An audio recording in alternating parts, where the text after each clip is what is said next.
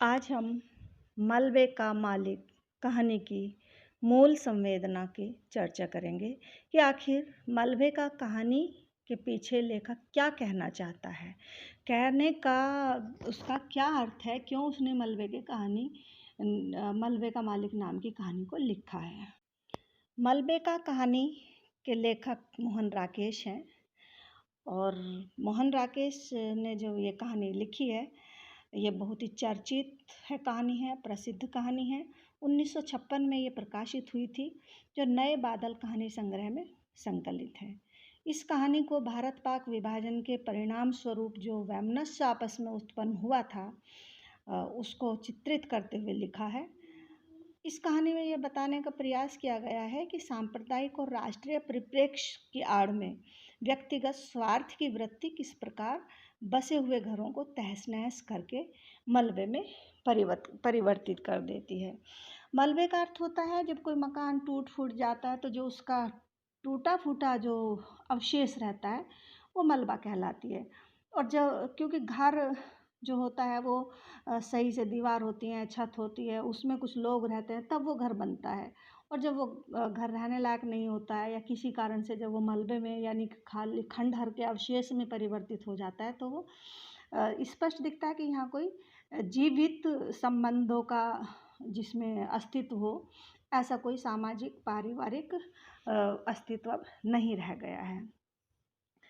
तो हम जब मूल संवेदना की बात करते हैं तो हम ये सोचते हैं कि आखिर इसका मूल विषय क्या है इस कहानी को गढ़ने के ऊपर। क्योंकि जब कहानी गढ़ी जाती है तो कहानी में पात्र होते हैं, एक वहाँ का वातावरण होता है, कोई एक भाषा शैली होती है जो उस कहानी को अच्छे से प्रस्तुत करती है। और ये सारी चीज़ें किसी एक घटना को जीवंत करने के लिए सब इकट्ठी की जाती हैं। जैसे कि अगर आप किचन में सब्ज़ी बनाते हैं तो एक सब्ज़ी बनाने के लिए आप आग का भी इंतज़ाम करेंगे, और नमक, मिर्च, तेल, और जिसमें बर्तन में आप बनाएंगे तो ये सारे जो कहिए कि उपकरण या जो सामग्री हम तलाशते हैं या इकट्ठी करते हैं, वो इसलिए ताकि हमारी सब्ज़ी अच्छी बन सके।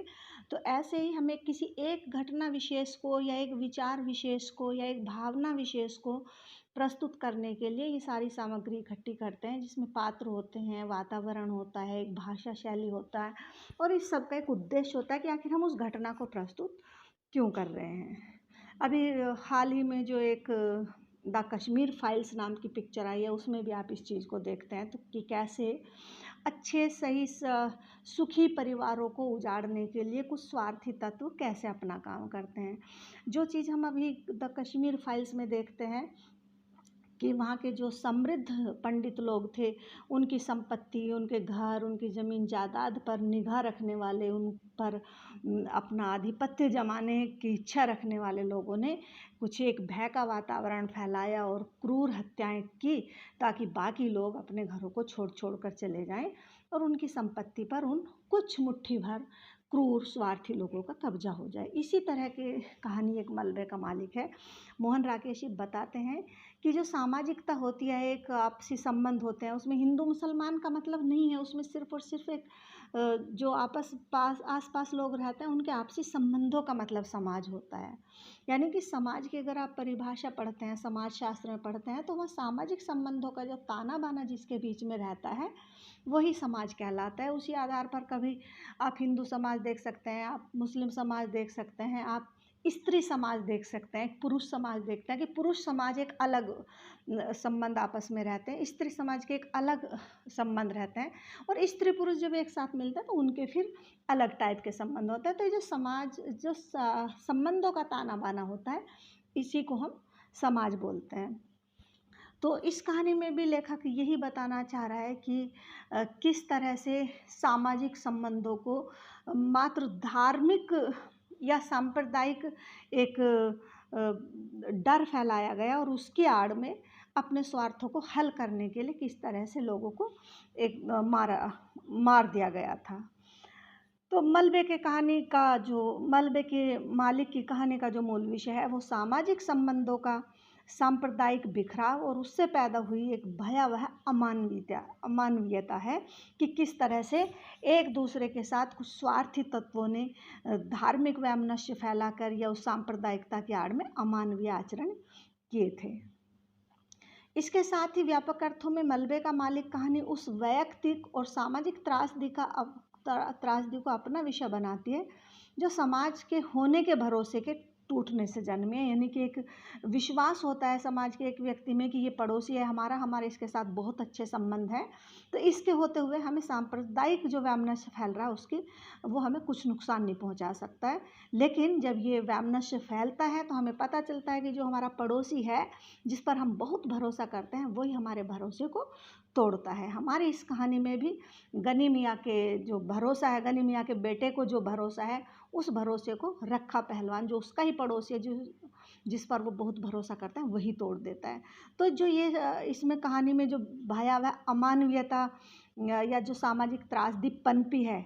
ये समाज के होने का या सामाजिक संबंध सुदृढ़ होने का जो हमारे अंदर भरोसा है, और जब वो टूटता है तो ये सामाजिक त्रासदी उससे जन्मी है। समाज लोगों की कोई भीड़ नहीं होती है, बल्कि वह सामाजिक संबंधों का एक ऐसा जाल होता है जो आपसी भरोसे पर ही टिका होता है कि ये मेरा पड़ोसी है, ये मेरा संबंधी है, ये मेरा भाई है, ये मेरा रिश्तेदार है, ये हमें किसी भी विपत्ति से बचाएगा। इसी भरोसे से बंधकर आसपास रहने वाले लोग एक साझे आस पड़ोस का निर्माण करते हैं, जहाँ हम सिर्फ पारिवारिक रक्त संबंधों को नहीं जीते, भरोसे पर आधारित इन सामाजिक संबंधों को भी जीते हैं जो हमारे रक्त संबंधों से बहुत अलग होते हैं। मलबे का मालिक कहानी इसी सामाजिक भरोसे के बिखर जाने को उद्घाटित करती है। मलबे का मालिक देश विभाजन के समय सांप्रदायिक दंगों के कारण बिछड़े एक ऐसे परिवार की कहानी है जिन्हें नियति ने फिर कभी मिलने का अवसर ही नहीं दिया। यह अपनी ज़मीन से टूटे हुए गनी मियाँ की अपने उस मकान, उस गली की खुशबू से फिर से संबंध जोड़ने की कहानी है, जिसे वह देश के बंटवारे के समय हुए दंगों के डर से छोड़कर पाकिस्तान चला गया था। यानी कि वही डर जो कुछ लोगों ने ये फैलाया कि हिंदू मुसलमानों को मार डालेंगे इसलिए पाकिस्तान चले जाएं, तो इसी डर के कारण वो चला गया था। लेकिन जो उसका बेटा था चिराग दीन, वो अपनी पत्नी और अपनी 2 बेटियों के साथ वहीं रह गया, क्योंकि उन्होंने नया नया घर बनाया था और वो उस घर को छोड़कर नहीं जाना चाहता था। जबकि दूसरी ओर जैसे ही सांप्रदायिक दंगे या सांप्रदायिक वैमनस्य फैला था, रखे पहलवान की नज़र उसके नए मकान पर चली गई थी कि इन लोग या तो ये लोग भाग जाएं, डर कर भगा दिए जाएं, और या फिर अगर ये नहीं भागेगा तो इनको मारकर इस घर को हथिया लेंगे और उसका जो जिम्मा जाएगा वो रखे पहलवान पर नहीं जाएगा, बल्कि वो तो हिंदू मुस्लिम दंगों के वैमनस्य पर चला जाएगा कि हिंदू मुस्लिम दंगे भड़के थे और वो कहीं भाग गए, और अगर नहीं भागे हैं तो हिंदू मुस्लिम दंगों की आड़ में मार दिया जाएगा और उस घर को वो हथिया लेगा। और हमने जब कहानी में पढ़ा है तो कहानी में ये भी लेखक ने लिखा है कि रखे पहलवान ने सामग्री भी मंगवा के रख ली थी कि उस घर में शुद्धिकरण कराएगा, हवन कराएगा और उसके बाद उस पर कब्जा कर लेगा। लेकिन उसने जब चिराग दीन को मार दिया था, उसके 1-2 दिन बाद ही किसी शरारती तत्व ने उस घर में आग लगा दी, जो नहीं चाहता था। ये तो सारा समाज ने देखा था, मोहल्ले ने देखा था कि किस तरह चिराग दीन को रखा पहलवान ने मारा था, और ये भी सबको पता था कि रखा पहलवान उस घर पर कब्जा करने वाला है चिराग दीन के घर पर, इसीलिए उसने चिराग दीन को भी मार दिया और उसकी जो पत्नी और बेटी थी उनकी लाश भी 2 दिन बाद नहर में मिली थी। तो सबको पता था कि रखा पहलवान ने इसको घर के लालच में मारा है चिराग दीन को, लेकिन कोई भी उसके आगे आने के लिए तैयार नहीं था, क्योंकि ऐसे जो तत्व होते हैं असामाजिक तत्व, वो अपना धर्म नहीं देखते हैं। वो जो भी उनके आगे आता है वो अपने धर्म को वाले लोगों को भी और विधर्मी को भी सबको मार देते हैं। तो कोई आगे नहीं आया था, सभी डरते थे। और लेकिन जो जानते थे कि इसने चिराग दीन के घर पर कब्जा करने के लिए धार्मिक या सांप्रदायिक वैमनस्य की आड़ लेकर चिराग दीन को मारा है अपने स्वार्थ में, तो उनमें से किसी ने उस घर को आग लगा दी और उससे रखा पहलवान बहुत दुखी हुआ था। लेकिन उसके जले हुए घर पर भी वो जो मलबा था उस घर का, उस पर भी वो अपना अधिकार मानता है और उसी पर अपने चारपाई डालकर बैठा रहता है। लेकिन जहाँ कभी अब्दुल गनी का बनाया हुआ ये नया मकान हुआ करता था, वहाँ अब टूटे फूटे मकान का मलबा इकट्ठा था। यह देखकर गनी मियाँ बहुत दुखी हुए थे और इस प्रकार आगे से जो कहानी हमारी आगे बढ़ती है वो एक बूढ़े की आंखों में बसे सपनों के मर जाने की कहानी है कि जो सपना वो लेकर आया था कि वो अपने गली मोहल्ले के लोगों से मिलेगा, उस अपने समाज से मिलेगा जिस समाज पर उसको बहुत भरोसा था। इसीलिए जब हम आगे देखेंगे इसकी इस मूल संवेदना में तो हमें पता चलेगा कि गनी मियाँ रखा पहलवान से कहता है कि तुम्हारे होते हुए चिराग दीन को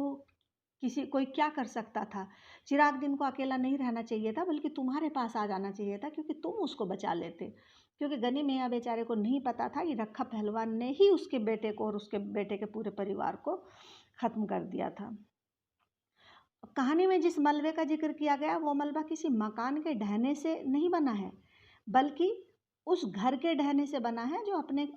आस पड़ोस के साथ सामाजिक संबंध और सामाजिक भरोसे से बंधा था। मनोरी ने मलबे की तरफ इशारा करते हुए अब्दुल गनी से कहा था, वह था तुम्हारा मकान। अपने नए बने मकान को इस हालत में देखने की कल्पना गनी मियाँ ने नहीं की थी कभी। उसके मुंह से निकला मलबा। इसके बाद मनोरी ने बताया कि उसके मकान को उसी समय आग लगा दी गई थी। लेकिन मनोरी ने अब्दुल गनी को ये नहीं बताया कि घर को आग लगाने से पहले उसके बेटे चिरागुद्दीन को घर से बाहर गली में बुलाकर रखे पहलवान ने अपने साथियों के साथ मिलकर मार डाला था।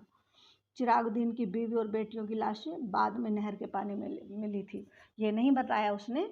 क्योंकि वो ये नहीं चाहता था मनोरी कि वो उसके माध्यम से बात रखा पहलवान तक जाए कि मनोरी ने गनी मियाँ को बताया था, क्योंकि अभी भी रखा पहलवान से वो लोग उलझना नहीं चाहते थे। यानी कि जो ये असामाजिक तत्व होते हैं उनसे सामाजिक तत्व नहीं उलझना चाहते हैं, वो अपने आप को सुरक्षित रखना चाहते हैं। क्योंकि जैसा मैंने पहले ही बताया कि जो ये असामाजिक तत्व होते हैं उनका समाज कुछ होता ही नहीं है, वो किसी के अपने नहीं होते हैं, किसी पर उनका ऐसा आत्मीय वो नहीं होता कि उन पर हम वार नहीं करेंगे। ये हिंदू है इसको हम नहीं मारेंगे, ये मुसलमान है इसको हम नहीं मारेंगे। हिंदू हो या मुसलमान हो उनका कोई अपना नहीं होता, जो असामाजिक तत्व होते हैं। कहानी में सामाजिक संबंध और विश्वास का टूटना तब अपने चरम पर प्रत्यक्ष होता है जब अब्दुल गनी रखा पहलवान को एक नज़र देखकर मुस्कुराते चेहरे के साथ उसकी तरफ अपनी दोनों बाहें फैलाकर बढ़ता है